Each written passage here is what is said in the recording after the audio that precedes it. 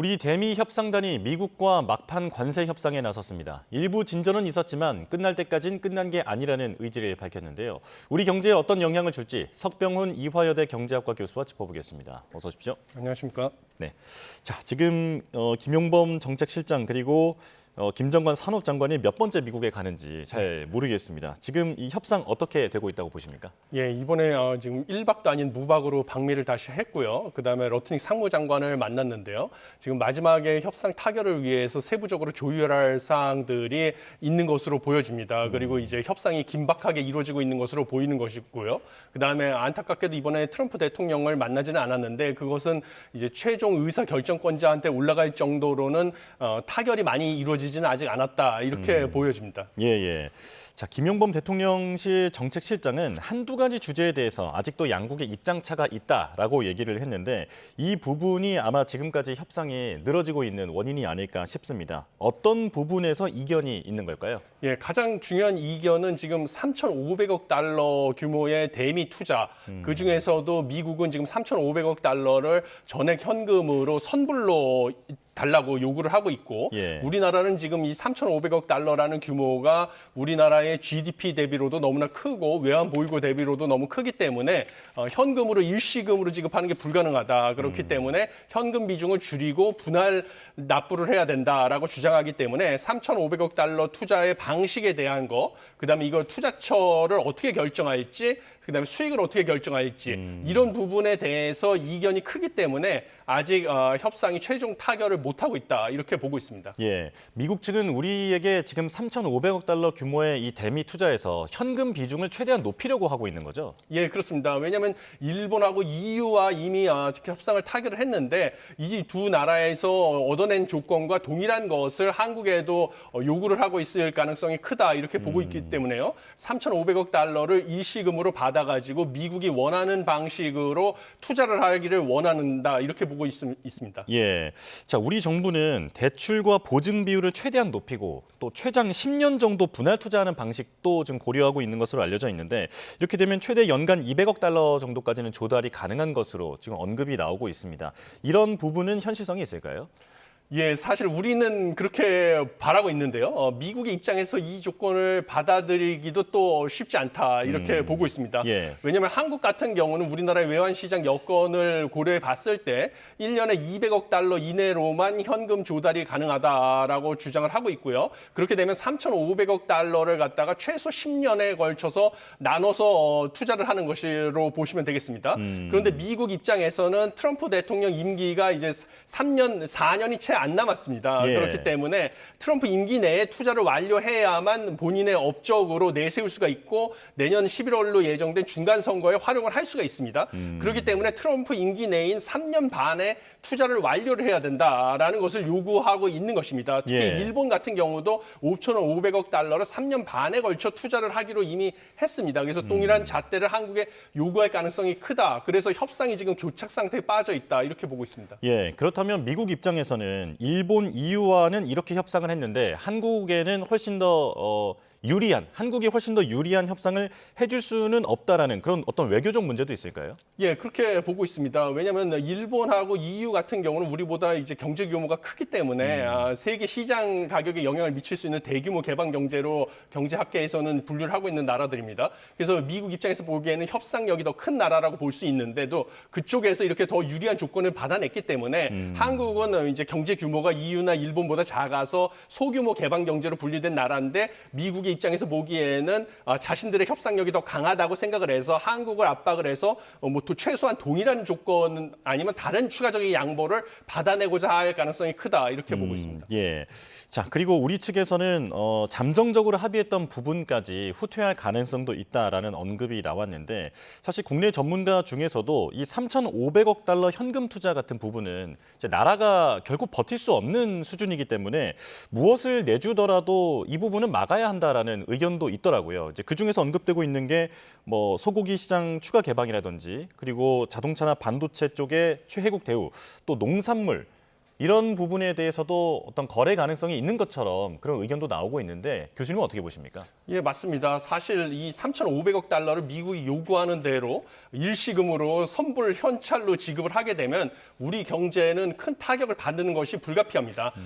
예를 들면 우리가 정부가 이것을 조달하기 위해서는 달러 표시 빚인 외국환 평형기금 채권을 발행해서 조달하는 방법이 유력하게 거론이 되는데요. 이럴 경우에 우리나라의 올해 GDP 대비 국가 채무 비율은 정부가 49%로 전망을 했는데 이게 68%로 약 19%포인트 급증하게 됩니다. 예. 그러면 국가 신용등급이 강등되는 것이 불가피하고요. 그럼 우리 기업과 금융기관 신용등급도 강등이 돼서 해외 자금 조달 비용도 상승할 뿐만 아니라 외국인 투자 자금이 급속하게 우리나라로부터 이탈할 수밖에 없습니다. 그러면 경제 위기가 바로 발생이 되는 것이거든요. 그래서 우리나라가 이런 식으로 일시금으로 3,500억 달러를 조달해서 주는 것은 불가능에 가깝다. 저도 이렇게 보고 있고요. 예. 그렇기 때문에 이것을 최대한 깎고 분할 납부를 하는 방식으로 협상 전략을 바꿔야 된다라고 저도 칼럼을 통해서 이제 주장을 이미 해왔었습니다. 예. 그래서 그러면 우리가 추가적으로 양보를 하지 않는 이상은 미국에서 이걸 들어줄 리가 만무하거든요. 그러면 우리가 양보할 수 있는 카드가 무엇이냐라고 봤을 때는 이제 30개월령 이상 소고기를 수입한다는 것, 아니면 뭐 쌀 시장을 개방한다든지, 아니면 최근에 미국이 중국에서 이제 수입을 막아가지고 어려움을 겪고 있는 대두를 우리가 수입을 많이 한다든지 이런 카드를 생각해 볼 수가 있고요. 사실 뭐 반도체나 의약품 같은 경우는 우리의 주력 수출품이고 예. 미래 먹거리와 관련이 있기 때문에 여기서 최애국 대우를 우리가 양보를 한다는 것은 우리 경제 입장에서는 큰 타격이기 때문에 이 부분은 우리가 양보하기 어려운 것이 아니냐 이렇게 생각을 하고 있습니다. 대신 예. 농민들에 대해서는 우리가 피해를 정부에서 지원해 줄 방안을 따로 강구를 할 필요가 있다 이렇게 보고 있습니다. 최악의 경우에는 줄 건 줘야 할 수도 있는 예. 네, 그런 상황이다 말씀을 해주셨는데요. 통화 스와프도 한창 논의가 되더니 지금 이제 정부 대표단 언급에서는 조금 빠지고 있는 것 같습니다. 이것은 어떻게 협상이 되고 있다 보십니까? 예, 통화 스와프는 애시당초 비현실적인 카드였습니다. 그렇기 때문에 정부도 이것을 깨닫고 이제 협상 전략을 바꿨다 이렇게 보고 있습니다. 왜냐하면 첫 번째 정부가 요구했던 무제한 통화 스왑은 미국 정부 재무부의 권한이 아니었습니다. 예. 애시당초 미 연준 제롬 파월 연준 의장의 권한이었기 때문에 제롬 파월 연준 의장하고 협상을 한 게 아니거든요. 그래서 무제한 통화 스왑은 애시당초 현실성이 떨어지는 제안이었고요. 그다음에 다른 제안으로 고려가 됐던 미 재무부가 가지고 있는 환 안정화 기금을 이용한 통화 스왑 같은 경우는 현재 환 안정화 기금이 가지고 있는 순자산 같은 경우는 약 400억 달러에서 500억 달러 사이로 추정이 되고 있습니다. 그렇기 때문에 우리에게 요구하는 3,500억 달러에 비하면 터무니없이 작은 수준밖에 안 돼가지고 미 재무부가 가지고 있는 환 안정화 기금을 이용한 통화 수합 역시 해법이 되지 않아서 이 부분에 대한 옵션은 이제 아예 버린 카드가 된 게 아닌가 이렇게 보고 있습니다. 예, 이제 에이펙을 계기로 양국 정상이 만나게 되는데 여기에서 안보 문제도 거론이 될 것으로 보입니다. 그러니까 동맹 현대화 같은 안보 이슈도 이 관세 문제와 함께 거론이 되면서 이 에이펙 정상회담을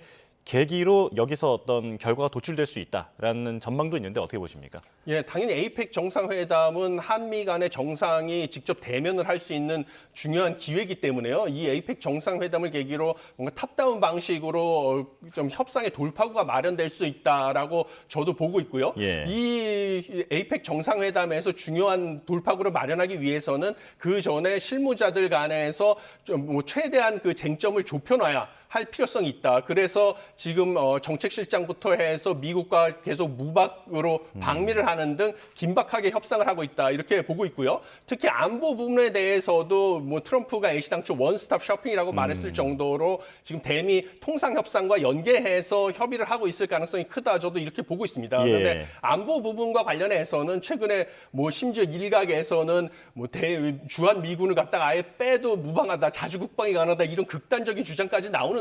저는 현 시점에서는 뭐 북한이 사실상 핵무기를 보유하고 있다라는 것이 지금 뭐 현실적으로 나오고 있는 상황에서 비대칭 전력을 가지고 있다라고 보시면 되겠습니다. 우리는 예. 핵무기가 없는데 북한은 핵무기가 있는 이런 상황에서 주한미군이 완전히 빠지게 되면 이것은 우리 안보에 심각한 우려가 위기가 초래되는 것이거든요. 그래서 주한미군을 빼도 문제가 없다라는 이런 극단적인 주장은 대미 협상에 전혀 도움이 되지 않는다 이렇게 보고 있습니다. 예, 이 동맹 현대화 중에서는 이제 주한미군을 중국 견제에 활용할 수 있도록 예, 서로 논의를 하자라는 내용이 담길 수도 있다라는 전망이 있다는 점까지 좀 짚어보겠습니다. 자, 그리고 부동산 얘기로 넘어가 볼 텐데요. 지금 15 정책 이후에 시장의 반응은 말 그대로 얼음땡이다. 예, 꼼짝하지 마라라고 받아들이고 있는 것 같습니다. 지금 부동산 시장 분위기 어떻습니까?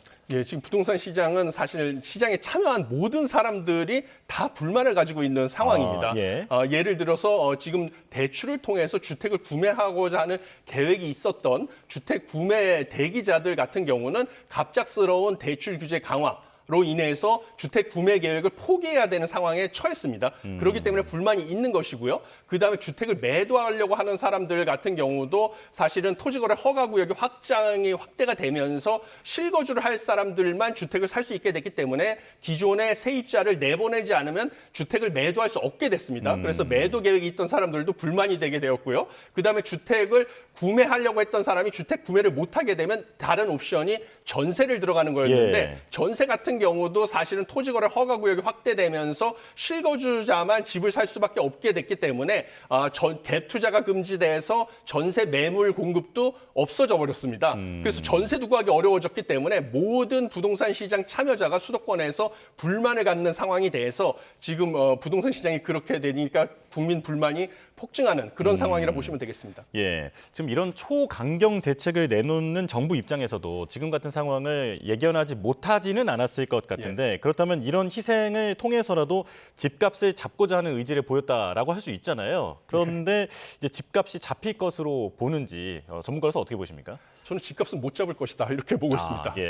그러니까 뭐 의지만 가지고 집값이 잡히는 것은 아니거든요. 집값이 상승하는 원인에 대해서 정확한 분석을 하고요. 그것에 맞는 적합한 처방을 해야지만 집값을 잡을 수 있다 이렇게 보고 있는데 지금은 원인은 알 수 있을지 모르나 처방은 완전히 잘못된 처방을 줬기 때문에 집값은 전혀 잡을 수 없다 이렇게 보고 있습니다. 왜냐하면 지금 수도권과 서울의 집값이 상승하고 있는 것이거든요. 수도권을 제외한 지방은 집값이 하락을 하고 있습니다. 그러면 수도권과 서울의 집값이 상승하는 원인이 무엇이냐라고 하면 그것은 신규 입주 물량이 급감을 하고 있다라는 이 공급 절벽의 우려 때문에 집값이 추세적으로 상승할 것이 예측이 되고 그러기 때문에 집을 사야 되겠다라는 수요가 몰리어서 집값이 상승을 하는 것이거든요. 그러면 신규 입주 물량이 늘어날 것이다라는 공급이 늘어날 거라는 확대되는 신호를 줘야 되는데 그러한 신호를 주는데 실패를 했습니다. 그래서 지금 집값이 상승하는데 공급을 늘릴 방법은 내놓지 않고 오히려 수요를 억제하겠다라고 하면서 여러 대출 규제를 늘리고 이러는 방식으로 대응을 하고 있어서 결국은 지금 억눌린 수요가 언젠가는 다시 폭발할 수밖에 없다. 그래서 집값은 상승할 수밖에 없다. 이렇게 보고 있습니다. 그렇군요. 그러다 보니 이제 정부 여당도 공급 대책을 더 서두르겠다라고 얘기를 하고는 있는데 한편으로는 이제 보유세 얘기가 나오고 있습니다. 그러니까 보유세를 높이는 것도 있지만 거래세를 낮춰서 그런 이제 출구를 열어줘서 이제 거래가 활성화되도록 유도하겠다라고 하는 그런 전략도 나오고 있는데 어떻게 보십니까?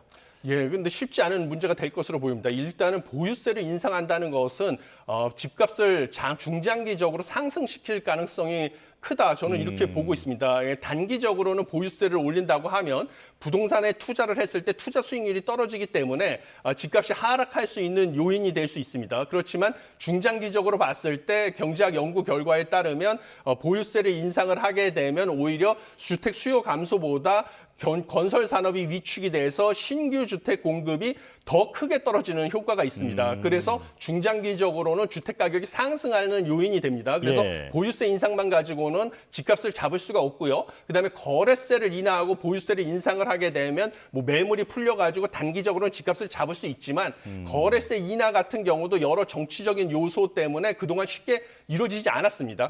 취득세 같은 경우는 지방세이기 때문에 지자체들의 중요한 세원이라서 지자체 반발로 쉽게 낮춰지지가 않았고요. 그다음에 양도소득세는 언제든지 뭐 부동산 투기 소득을 갖다가 보장하는 것이냐 부자 감세다 이런 논리로 쉽게 인하되지 않았습니다. 그래서 이것도 뭐 두고 봐야 될 일이다 이렇게 생각을 합니다. 네, 그래서 정부 여당도 어떤 최후의 수단처럼 여기고 있는 것 같습니다. 여기까지 말씀 듣겠습니다. 석병훈 이화여대 경제학과 교수와 함께했습니다. 고맙습니다. 감사합니다.